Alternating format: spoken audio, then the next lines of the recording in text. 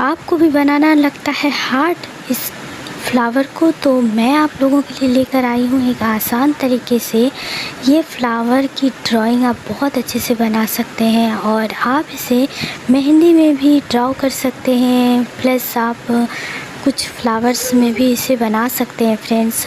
तो आप चलिए हमारे साथ। और ये वाला फ्लावर मेहंदी वाले डिज़ाइन में बहुत ही अट्रैक्टिव लगता है, मुझे तो ये बहुत अच्छा लगता है और मैंने आप लोगों के लिए बनाया है ये फ्लावर बहुत ही आसान तरीके से। तो स्किप किए बगैर वीडियो को ज़रूर पूरा देखिएगा और अच्छा लगे तो लाइक सब्सक्राइब करना बिल्कुल भी ना भूलें। मैं आप लोगों के लिए आसान तरीके का वीडियो ऐसे ही लाया करूँगी। तो चलिए चलते हैं वीडियो की तरफ और फ्लावर बनाना सीखते हैं।